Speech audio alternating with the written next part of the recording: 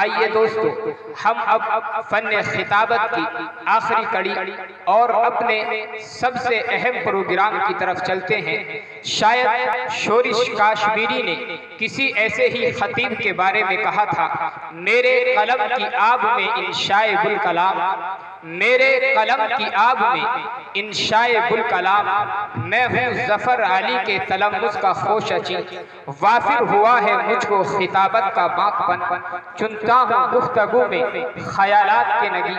ہم گزارش کرتے ہیں دارالعلوم دیوبند کے ترجمان جناب حضرت مولانا مفتی محمد عرفان اللہ صاحب دامت برکاتہم مبلغ دارالعلوم دیوبند سے کہ حضرت تشریف لائیں اور اپنے مواعظانہ کلمات سے ہم سب کو نوازیں۔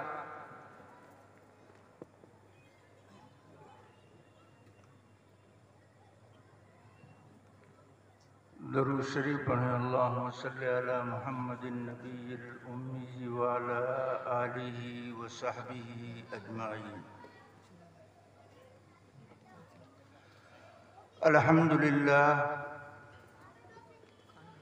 الحمدللہ رب العالمین والصلاة والسلام علی اشرف الانبیاء والمرسلین وعلی آلہ وأصحابه أجمعين، أما بعد، أعوذ بالله من الشيطان الرجيم، بسم الله الرحمن الرحيم، لقد كان لكم في رسول الله أسوة حسنة،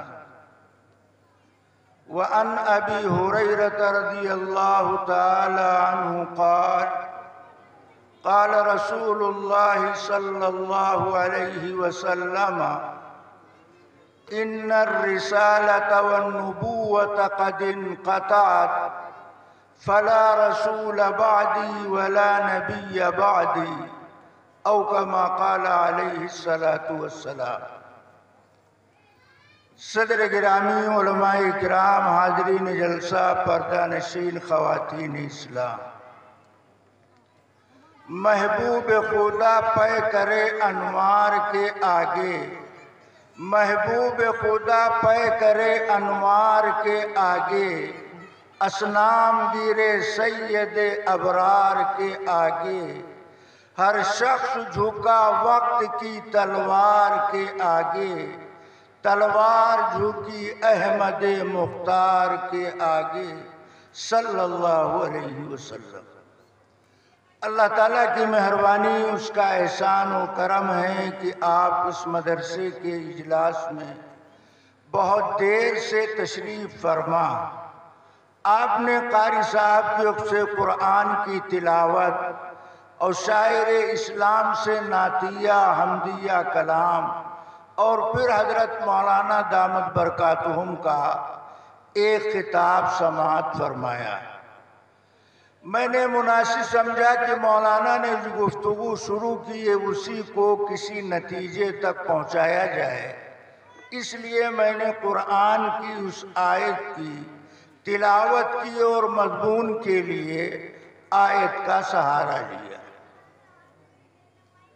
سب سے اہم بات یہ ہے کہ ہمیں دین کی باتوں کو بہت توجہ کے ساتھ سننا چاہیے، دین کی بات متوجہ ہو کر سننا چاہیے۔ جب آدمی توجہ سے سنتا ہے تو بات سمجھ میں آتی ہے، جب بات سمجھ میں آتی ہے تو عمل کرنے کا جذبہ، داعیہ، شوق، طلب، تڑپ، تمنا پیدا ہوتی، اور اگر بات ہی سمجھ میں نہیں آئی تو عمل کیا خاک کرے گا۔ اس لیے دین کی بات بہت توجہ کے ساتھ سننا چاہیے۔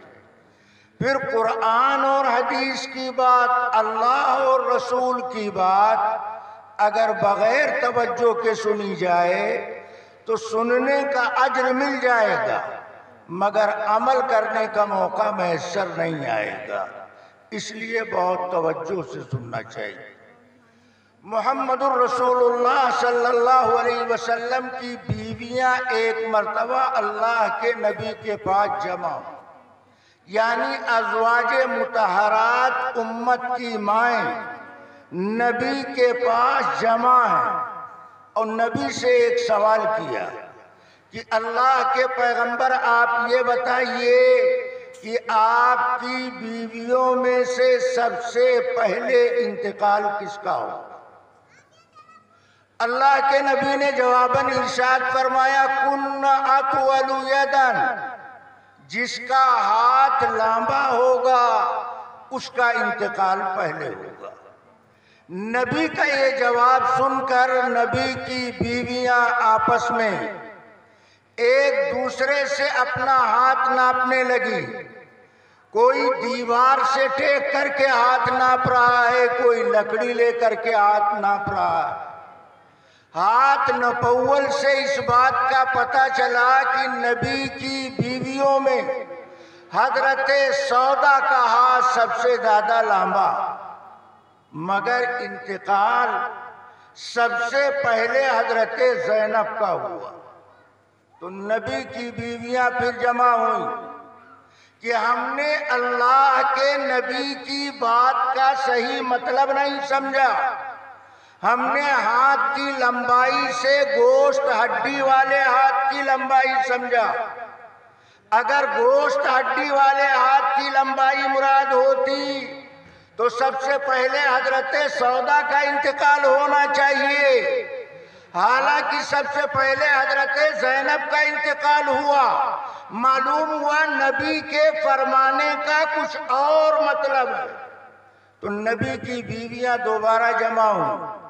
جب غور فکر کیا تو پتہ چلا کہ اہل عرب ہاتھ کی لمبائی سخاوت کی جگہ بھی استعمال کرتے ہیں۔ گویا نبی یہ اشارہ فرما رہے ہیں کہ نبی کی بیویوں میں سب سے پہلے انتقال اس کا ہوگا جس کا ہاتھ اللہ کے راستے میں خرچ کرنے کے لیے ہر وقت کھلا رہتا ہے۔ جو بہت داد و دہش والی عورت ہے، حضرت زینب کے بارے میں مدینہ کی گلیوں میں شور بپا تھا، انہیں ام المساکین کے لقب سے یاد کیا جاتا تھا۔ اب آپ سوچئے کہ نبی کی بیویوں کو نبی کی بات سمجھنے کے لیے اتنی محنت کوشش کرنی پڑتی ہے، تو ہمہ شمہ کی کیا حیثیت؟ ہم آپ کس کھیت کے مولی ہیں؟ ہم کو کتنی زیادہ توجہ کے ساتھ بات سننی چاہیے۔ اس لیے میں آپ سے گزارش کرتا ہوں آپ تھوڑی دیر کے لیے بالکل متوجہ ہو جائیں۔ میں اس آیت کے حوالے سے سیرت کی ایک بات عرض کرنا چاہتا ہوں، مگر شرط یہ ہے کہ آپ توجہ دھیان کے ساتھ ہماری بات سماعت فرمائیں کہ میں کہنا کیا چاہتا ہوں۔ اللہ تبارک و تعالی نے اس کائنات کی بے شمار مخلوقات میں حضرت انسان کو سب سے اشرف، مکرم، محترم بنایا۔ اسی لیے انسان کو اشرف المخلوقات کہا جاتا۔ جب انسان اشرف المخلوقات تو یہ بات مسلم ہے کہ انسان کے مقابلے میں کوئی اور مخلوق اس پر بھاری اور غالب نہیں ہو سکتی۔ انسان ساری مخلوقات میں سب سے اشرف اور مکرم، اسی لیے اللہ تبارک و تعالی نے نبوت و رسالت کے لیے اپنی نیابت کے واسطے اسی جماعت کو منتخب فرمایا۔ کوئی بتا نہیں سکتا کہ 1.25 لاکھ انبیاء میں سے ایک نبی اللہ نے کسی فرشتے کو بنایا، حالانکہ فرشتے نور سے پیدا، معصوم مخلوق، ہر وقت تابعداری، فرما برداری، اطاعت گزاری ان کی غذا، ان کی خوراک، مگر اس جماعت میں سے اللہ نے ایک نبی نہیں بنایا۔ جتنے انبیاء آئے سب کے سب انسانی جماعت سے تعلق رکھتے ہیں. یہ اصولی مسئلہ ہے، عقیدے کا بنیادی مسئلہ ہے. تمام مسالک کے علماء اس بات پر متفق ہیں اور متحد ہیں کہ جتنے نبی آئے ہیں سب انسانی جماعت سے تعلق رکھتے ہیں. کیوں؟ انسان اشرف المخلوقات. حضرت آدم سب سے پہلے پیدا کیے گئے. آدم کس سے پیدا ہوئے؟ خاک سے پیدا ہوئے، نور سے پیدا نہیں ہوئے. قرآن صاف کلیئر کہتا ہے وَخَلَقَهُ مِن تُرَابٍ. آدم کو اللہ نے مٹی سے پیدا کیا. آدم ابو البشر، آدم ابو البشر. جتنے انبیاء آئے سارے کے سارے انسانوں میں سے. مگر یہ بات ذہن میں رہنی چاہیے، انبیاء کی جماعت مقدس جماعت، انبیاء کی جماعت محترم جماعت. جس طرح اللہ نے سارے نبیوں کو انسانوں میں سے منتخب فرمایا، اسی طرح عقیدے کی یہ بات ہے کہ انسان مرد بھی ہوتا ہے، انسان عورت بھی ہوتی ہے. مگر کوئی مائی کا لال بتا نہیں سکتا کہ کسی عورت کو اللہ نے نبوت کا رتبہ دیا. نہ غیر انسان کو نبی بنایا، اور انسانوں میں سے صرف مرد کو اللہ تعالیٰ نے نبوت کا مقام عطا فرمایا ہے، عورت کو نبوت کا مقام نہیں عطا کیا. کیوں؟ کبھی سوچا آپ نے؟ میں اس کی دو وجہ بتاتا ہوں، دھیان سے سنو. عورت کو اللہ نے نبی کیوں نہیں بنایا جبکہ عورت بھی انسان؟ پہلی وجہ، نبی کے واسطے نذیر عریان بن کر آنا ضروری ہے. نبی کھلم کھلا ڈرانے والا ہوتا ہے، علل اعلان مجمع عام میں اللہ کے احکامات کو پیش کرتا ہے. عورت کے لیے پردہ ضروری. اگر عورت کو نبوت کا مقام عطا کر دیا جائے گا تو اسے بے پردہ ہونا پڑے گا، جبکہ عورت کے واسطے زینت اور زیور اس کے لیے پردہ ہے، اس لیے عورت کو نبوت کا مقام نہیں دیا گیا. اور دوسری وجہ یہ ہے کہ نبی کی طہارت اختیاری ہوتی، نبی کی پاکی اختیاری ہوتی. نبی کے بارے میں ہمارا عقیدہ یہ ہے کہ نبی کی پاکی اختیاری ہوتی، اور عورت مہینے میں کچھ دن غیر اختیاری طور پر ناپاک ہوتی. عورت مہینے میں کچھ دن غیر اختیاری طور پر ناپاک رہتی ہے. جب اس کی ناپاکی کا زمانہ ہو، اگر اس درمیان فرشتہ احکام لے کر پہنچ گیا تو اندر اس کا داخلہ نہیں ہو سکتا، سسٹم سارا خراب ہو جاتا. اس لیے اللہ نے کسی عورت کو نبوت کا مقام نہیں عطا فرمایا. جتنے نبی آئے سب مردوں میں سے آئے. جیسے نبوت کے لیے شرط ہے مرد ہونا، اس کو آپ ایسے سمجھیں جیسے جیسے نماز کے واسطے وضو شرط ہے. اگر وضو کر کے نماز پڑھے گا تو نماز ہوگی.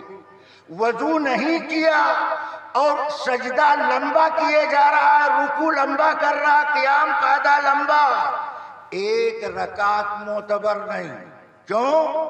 وضو نماز کے لیے شرط، اس نے شرط ادا نہیں کیا، مشروط ادا نہیں. اسی طرح نبوت کے واسطے انسان ہونا شرط گردانا گیا، اور نبی کے واسطے معصوم ہونا ضروری قرار دیا گیا. نبی معصوم ہوتا ہے. معصوم کا مطلب نبی کی ذات پر اللہ عصمت کی چادر ڈال دیا کرتا ہے. اللہ نبی کی ذات پر عصمت کی چادر ڈالتا. نبی کبھی گناہ نافرمانی کا کام نہیں کرتا. ہمیشہ نبی اللہ کی مرضی کا کام کرتا ہے. عصمت کے ذریعے سے اللہ نبی کو گناہ سے محفوظ کر دیتا اور عصمت نبی کے واسطے لازم ہے. جہاں نبی ہوگا وہاں عصمت کی چادر. نبی کی ذات سے عصمت کو جدا نہیں کیا جا سکتا.